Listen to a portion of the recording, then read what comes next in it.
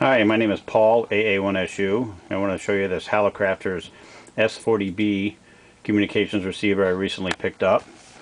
It has quite the range. It will has 4 bands on this knob here. Band 1 will do 540 kilocycles to 1680.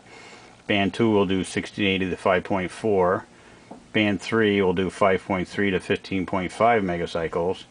And band 4 will do 15.5 to 44 megacycles, so it has quite the range. Most shortwave radios stop at 30 megacycles.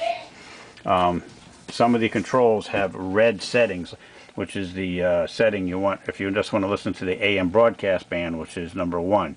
So number 1 is in red here. The automatic volume control is here, and it's suggesting that I have it on. AM or CW, AM is in red. Noise limiter is here, and it's showing that the noise limiter should be off, and the tone should be in medium, and the radio should be in receive, not standby. Right now I have it on because I can say shortwave radio station with. But I'm asking you like this first, man. A nice dipole, well, a dipole, outside in the yard, and this particular frequency is at 13,845. And it's off frequency. It says it's a little over 14 on here. You have a main tuning knob, and then a band spread knob. This is coarse tuning, and then this is fine tuning. You have a sensitivity knob, which you usually want all the way up.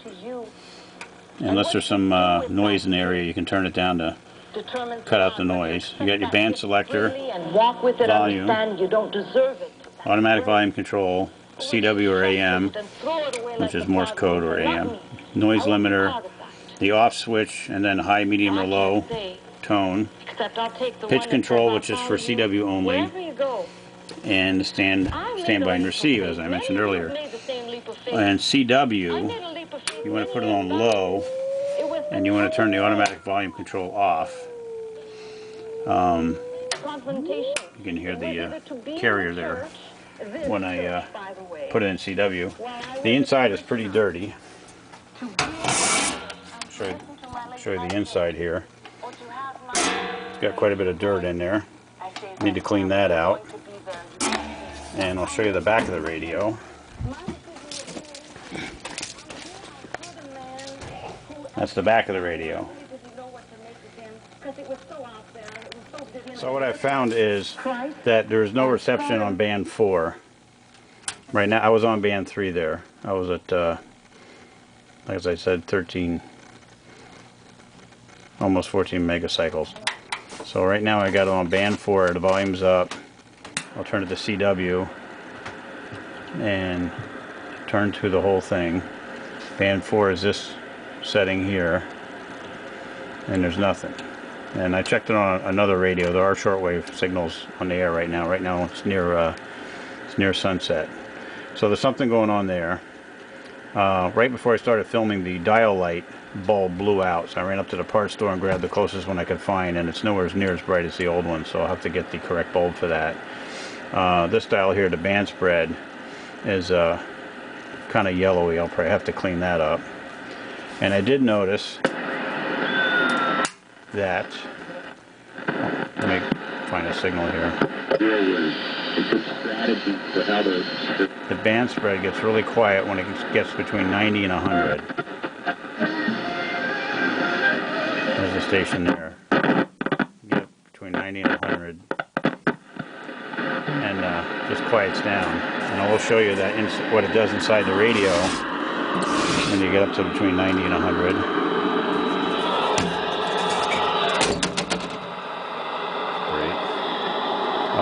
You'll see these tuning things here.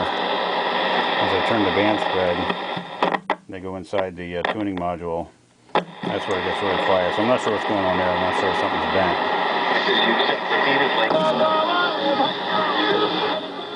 So I'm thinking of recapping this, teaching myself to recap it, just because I think it'd be a neat project, and get that band number 4 working. It already sounds like it's working pretty well on the other bands. Like I'll go down to AM broadcast, go down to the strong station in this neighborhood. their customers' financial goals. It only takes 10 minutes to pre-qualify, and you may close as fast That's as AM 10 days. 620, and it's showing here at about AM 635.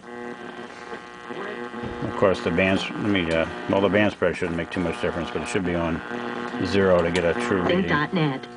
About the same. See if there's any other. And the sun's starting to go down here. That's 960, picking it up at about 980. Should be getting more AM stations. Sun's getting ready to go down.